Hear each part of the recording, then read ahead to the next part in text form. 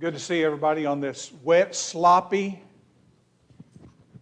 We hadn't had rain in 3 weeks. It was getting really dry, and now we have rain every day, all day, seems like. Hurricane season, isn't it? But anyway, it certainly is good to see everybody. There was a new sheet on the in the box out there, lesson number 2. Did everybody get one of those? I hate to be one of those that said, raise your hand, go get one, whatever.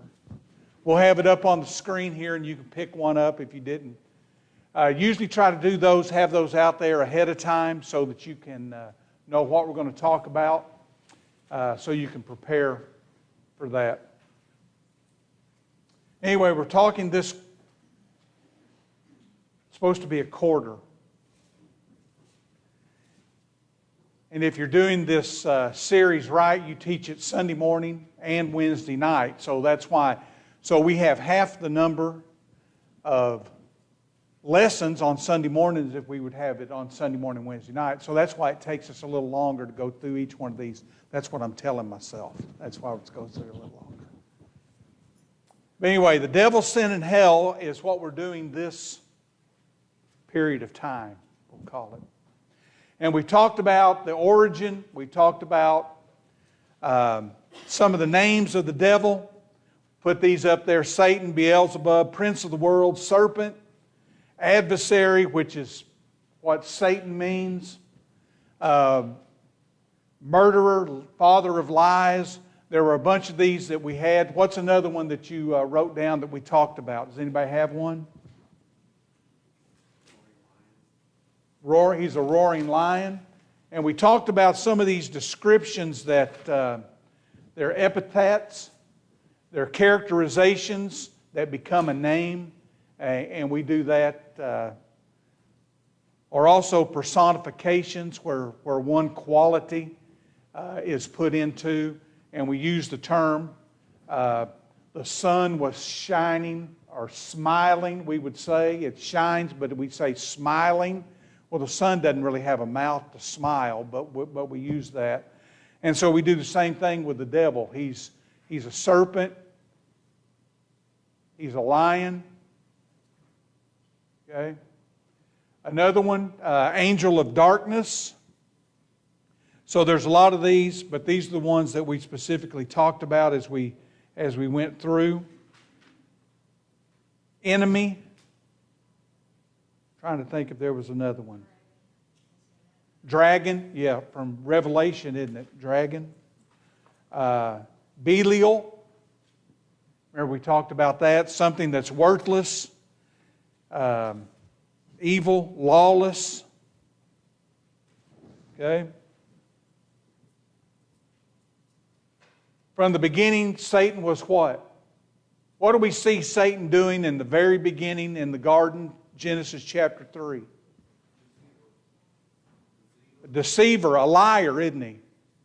The first recorded lie, you will, added one word, didn't he? Not. He's a liar. So he is the father of lies, and because of that lie, what happened? Adam and Eve died, didn't they? Spiritually, they died right then. Physically, they begin to die. And so Satan, because of his lies, and here this what we're talking about, Satan is the father of lies, the first to lie. Came to Jesus in the wilderness, the temptation. We spoke about this, and we'll talk about it a little bit more on one of the cards that we have, one of the questions we have for today. Called the tempter, right? He tempted the temptation. He tempted Jesus. Remember, there were 3 parts of that, and we'll hold off on that for just a little bit because we're going to talk more about it in our lesson today. Came to Jesus. Jesus could be tempted just like we were in all areas. Tammy brought it up last week, and we'll talk about this. I think we said, 24, 20 something. Resist the devil and he will flee from you. What did Jesus do? Not only did he resist, he put the devil on the offensive, didn't he? By using God's word, quotes and from Deuteronomy, and we'll talk about that as I've said. So let's go to this. Steals the word from men's hearts. Parable of the sower, the seeds cast out there, and before it has a chance to take root, what is Satan as characterized here as birds? The birds are Satan, the devil. What does he do? Comes and takes the word before it can take root. If it takes roots, it's quicker, it's better to, harder for him to get it, isn't it, to pull it out. Kind of works the opposite way when I think about that. Whenever the devil starts that process, making us doubt, tempting us, if we can get rid of it quicker than we can get rid of that thought or that perception, the easier it is to take care of that, isn't it? Well, the same thing here for the devil. The quicker that he can get the word out of there, take it out of our hearts, doesn't have a chance to root and grow, then the easier it is, I guess that's the right word, the easier it is for him to accomplish what he wants to, which is keep us away from God. So steals a word from the hearts of men, that's the devil. We talked about that. Not sure that wasn't the last that we talked about. Mark 4:15 is where it talks about the parable of the sower.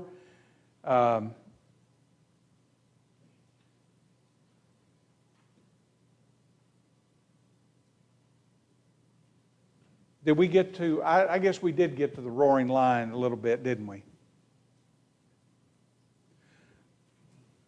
The devil seeks to devour men. Gave the answer, didn't I? As a roaring lion.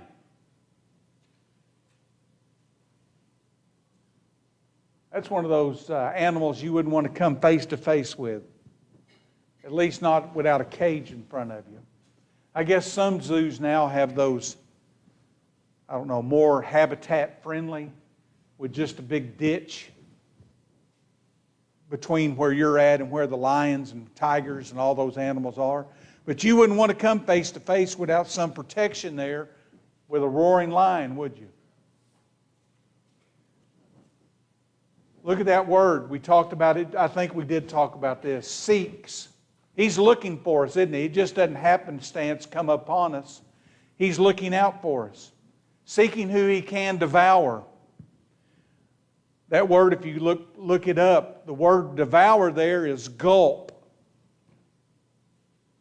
That's not just play around, have a little nibble here, a little nibble there. He's looking to destroy us.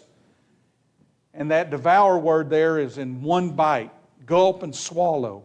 He's plotting, he's desiring, he's seeking. He's going to devour us. That doesn't sound very pleasant, does it? He does not have our best interest in mind. It's going to be sudden. The example that I thought of was when Peter denied Jesus. Shortly before that, what was Peter's attitude toward him being with Jesus and being faithful to Jesus? I'll never leave you. Defended with his life as far, and even physically, actually pulled out his sword and cut off the ear, right, of the servant of the high priest. He was willing to die up until that point that he saw Jesus on trial. Doubts crept in, and just in a very short period of time, he went from, I'll die for you, to, I don't even know this guy. That's, to me, seems like that's the devil all in one bite. Peter, maybe it was a little bit gradual, but we see the results of it. Man, it was sudden. It was all at once, wasn't it? Just in a relatively short period of time. He's our adversary. He's our enemy. He's looking to defeat us. He's looking to devour us. Keep us away from God. So what do we need to do? What are some words that you think of? If he's seeking to devour us, what do we need to be? On guard. Perfect. What else? What's another kind of synonym for that phrase, on guard? Watchful. Sober. That's a good one. How about vigilant? We know these words, don't we, from verses that we read about in the New Testament. Vigilant, aware, on guard, alert,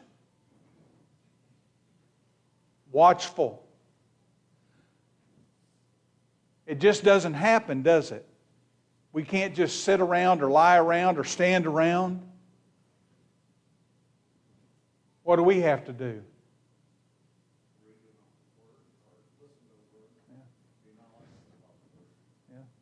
Study, read, study, put the armor of God on, prayer. I don't know that we forget about prayer, but prayer, sometimes it doesn't, that may be the most effective weapon that we have. If not, it's right there with studying, preparing ourselves. We can't defend ourselves if we don't put on the armor. And putting on the armor involves study, prayer. Yeah. That's the example that we have, right? I want to move on to that. So we'll do that. Tempted Eve to sin. That was the devil, Genesis chapter 3. He deceived her by adding one word, didn't he? Did Eve have a choice? Eve had a choice. She made the wrong choice, as we often do, as man has often done throughout history. But Eve had a choice. She chose to listen to that. We'll add that all up here in just a minute. She was forced, her and Adam, after their sin, forced out of the garden and separated from God, but also separated from the tree of life. So they began to die, physically die.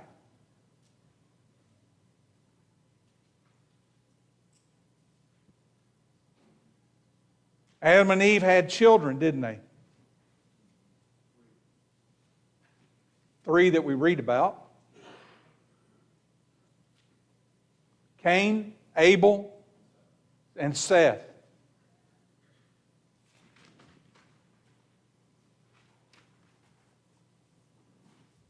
So Satan tempted Cain to do what? Okay? That's exactly what the answer said. To kill his brother, murder.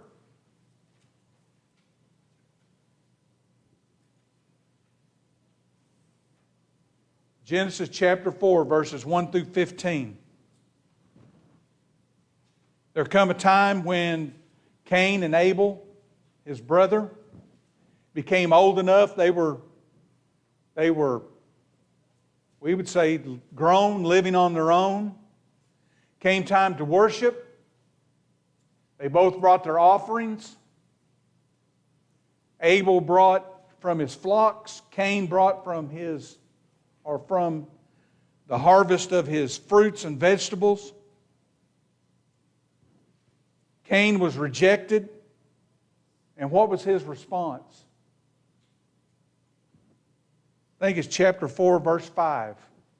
Genesis 4, 5. What was Cain's response? He became angry. Choose the word here, fault. But whose fault was it that he was not accepted? It's his own fault, wasn't it? Because if we go to the book of Hebrews, Hebrews chapter 11, verse 4, what does it say about Abel and his offering? First two words. By faith, Abel offered a more excellent sacrifice. Look at that. By faith.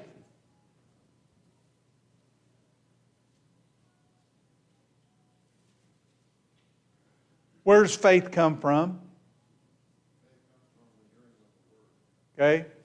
Faith comes by hearing the Word of God. So if Abel did it by faith, what can we extrapolate from that? What does that mean? Abel had heard the Word, right? God is no respecter of persons, so what had Cain also heard? Okay? But he made a choice, did he not? He made a choice. He made a decision to not do and not worship the way God had told them to. By faith, Abel did what he was told to do, offered a more excellent sacrifice. So when we read that, Cain's rejected, he becomes angry. He's got nobody to blame but himself. And that's what God tells him, isn't it?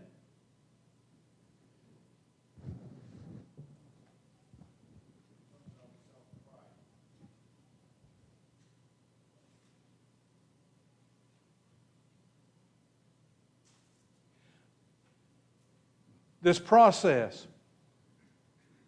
He didn't respect Cain, verse 5 in his offering. Cain was very angry. His countenance fell. That means he went off pouting. We've seen that lately, haven't we? Lord said to Cain, why are you angry? Why is your countenance fell? If you do well, if you do what you're supposed to do, will you not be accepted? But when you don't do what you're supposed to do, you're going to be rejected. Okay? God had told them, God had laid it out. This is the way you're supposed to worship. Abel did it. Cain didn't do it. Okay? And if you do not do well, sin, look at that, sin lies at the door. And its desire is for you, but you should rule over it. You have a choice. You have the ability to choose one to do the right thing. And here's where our card is. He killed his brother. Cain talked with Abel, his brother, and it came to pass when they were in the field that Cain rose up against Abel, his brother, and killed him. God warned him. God tried to warn him. Didn't work, did it? I can almost imagine in my head the two boys are out in the field. Well, I can't believe God didn't accept my sacrifice. Well, brother, He told us what to do, and you didn't do it. And instead of accepting that, that's the picture in my head, instead of accepting that, maybe encouragement, hey, we can work together and we can make this better. Whatever Abel had said, and Cain, the conversation there, can you not just see that the more he talked with Abel, the more that Abel had to say, that Cain got madder and madder and madder to the point that he rose up and killed his brother. At any point along that way, he could have, instead of going this direction toward murder, he could have turned and come back and been in the right relationship with God. Worshiping the right way, loving his brother. Whatever it amounted to, instead of going this direction, to come back and go this direction. But he didn't do that, and he killed his brother. Recording of the first murder. And then John mentioned there was a third son, right? Was raised, third son, Seth, raised up to take the place of Abel, who had been the son of, I guess, through who the lineage was going to come, wasn't it? Sent to replace him. All right, then we have Job. We spent a lot of time the last, I'll say quarter, the last period of time that we studied talking about Job. But what did the devil take away from Job? That's a good answer, John. Everything. Took everything. Except his life. Okay? What does the answer say? His wealth, his health, and his family. And not necessarily in that order, was it? I guess it was his wealth, then his family, then his health. What was going on? Job chapters 1 and 2 tells us about this, that the devil took away everything except his life. The 500 donkeys, the 500 yoke of oxen, 7,000 sheep, 3,000 camels, 10 children. In a relatively short period of time, devastation occurred. Why was this going on?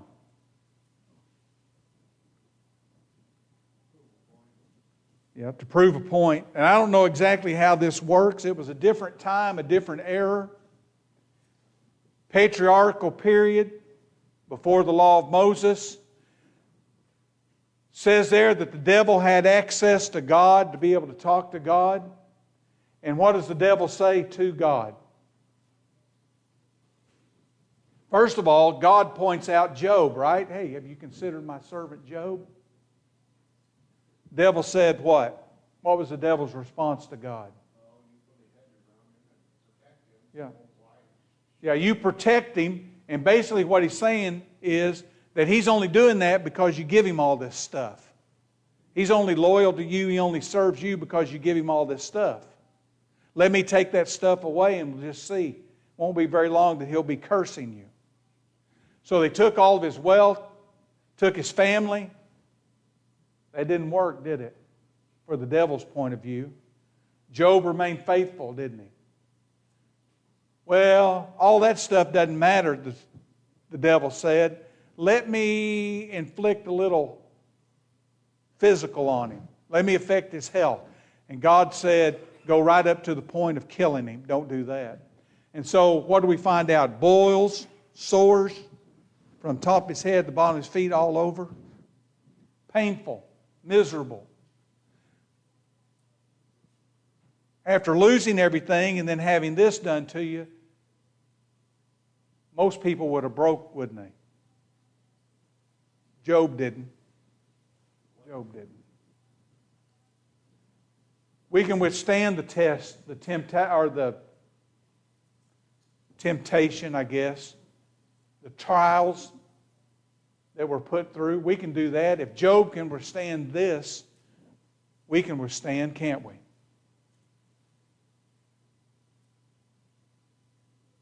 Job would not accuse or curse God. Unlike Eve and Cain, Job resisted the devil, didn't he?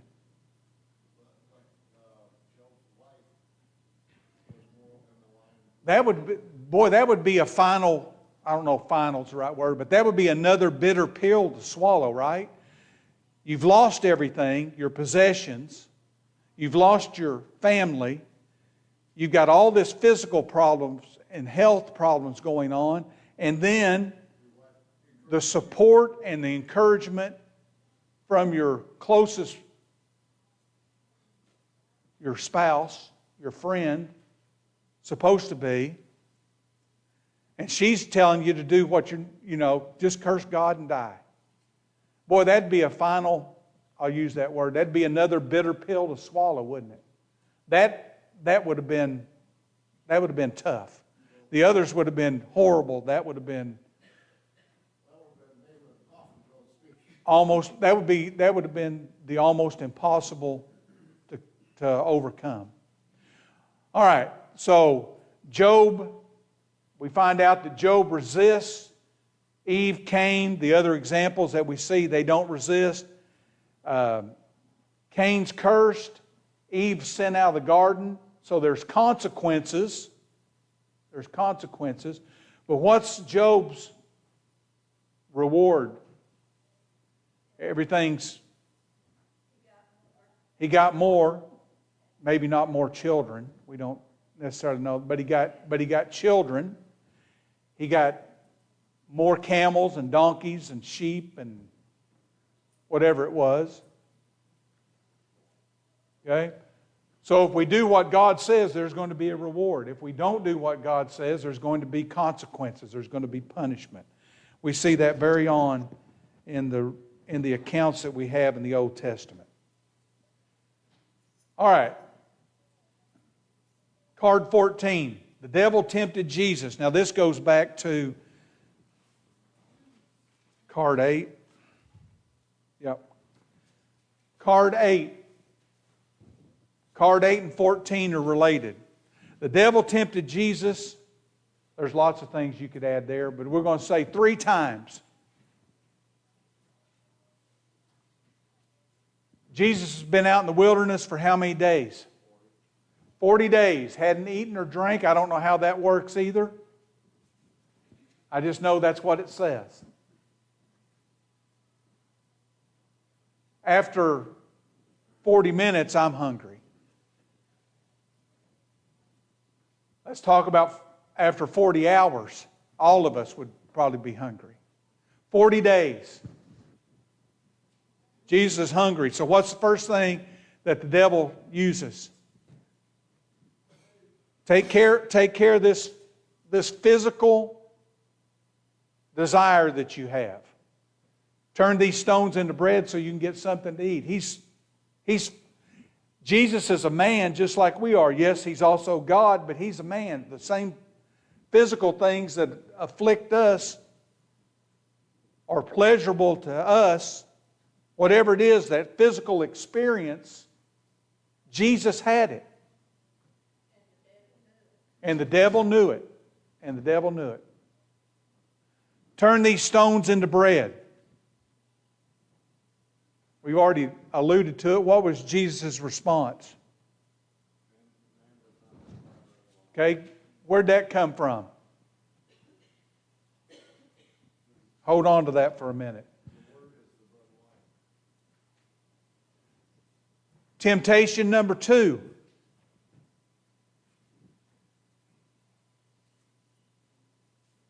Took him up to the top of the temple. Told him, said, you're really God. You can jump off and angels are going to save you, or no harm will come to you. What was Jesus' response? Yeah. Don't tempt God. That's what you're doing. There's no purpose in that. Remember, that would have been a miracle, right? Jump off the temple and angels come save you or whatever. But what's the purpose of miracles? Was it for Jesus' personal gratification? Was it to make a big show? No. Confirm the message, confirm the word. Was a miracle at that point? Was that going to do any of those things? There wasn't anybody else around to confirm anything to. So that was just a tempt. Not attempt, but it was a temptation that had no purpose. The miracle wouldn't have accomplished anything. Takes him up so he can see all the kingdoms of the world. Just bow down. Satan says, just bow down to me and all this can be yours. Worship me, the devil, and all this can be yours. What was Jesus' response? Worship only God. Serve Him, right? Okay? I put this up here and put it together. It's not really one of the questions or cards, but look at this. Matthew 4, that's the temptation in the desert that we just alluded to. Turned stones to bread, shown and saw the kingdoms, told to jump from the top of the temple. Compare that over to Genesis chapter 3. What it was Genesis chapter 3? Eve in the garden.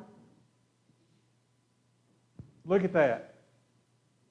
When she looked at the fruit, and what did she see? Good for food. It was pleasant to look at. It was pleasant to the eyes. Okay? Was told you wouldn't die. You'd be like God. Then we turn to 1 John 2, 15 through 17.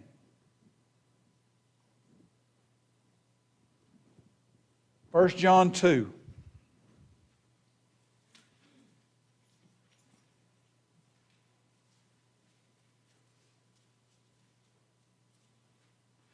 Do not love the world or the things in the world. If anyone loves the world, the love of the Father is not in him. For all that is in the world, verse 16, lust of the flesh, lust of the eyes, and the pride of life is not of the Father, but is of the world. We'll stop right there for just a second. Lust of the flesh, lust of the eye, pride of life. Genesis chapter 3, 1 through 7. That's the first recorded temptation, isn't it? Tricks of the devil. He didn't hold anything back. I'm looking at it. 1 John tells us that everything in the world, lust of the flesh, lust of the eye, and the pride of life. Said everything, then that leaves nothing out, right? He hit Eve with all of them, didn't he? Lust of the flesh, physical desire. She saw that it was good for food. It's going to taste good. It's going to do what I need to be food. Lust of the eye. She looked at it. It was good to look at. It was pleasant to the eye. Pride of life. You're not going to die. You're going to be like God. That's pride, isn't it? Lust of flesh, lust of the eye, and the pride of life. Okay, so that's the first temptation that we see recorded. Now the temptation of our Lord and Savior. Matthew chapter 4. Turn stones into bread. Take care of that physical desire. You're hungry. Take care of it. Make these rocks into some bread so you can eat.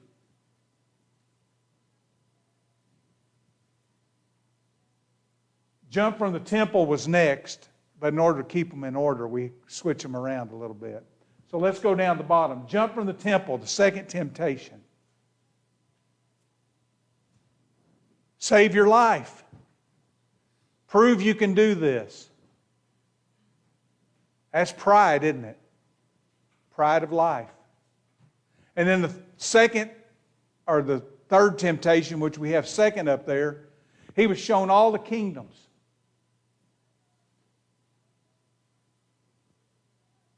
Fall down and worship me, and all this can be yours.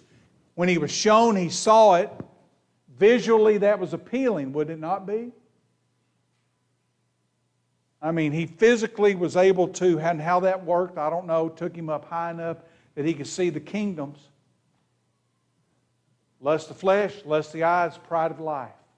Satan doesn't hold anything back, does he? We have got to use, Tammy said, the armor of God,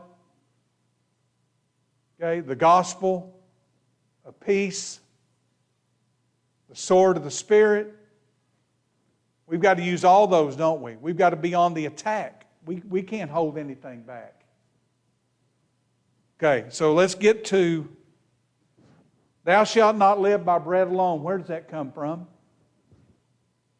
The Bible? Okay. Deuteronomy 8:3.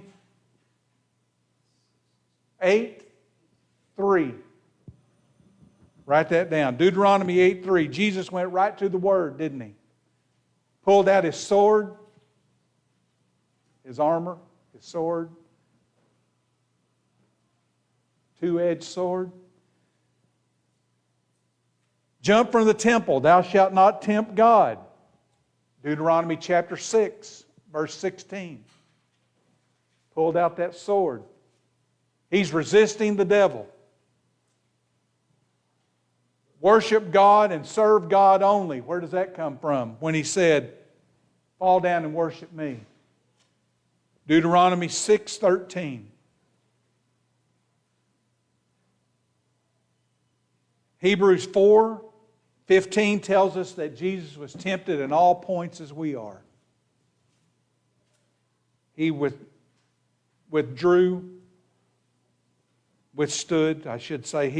the devil.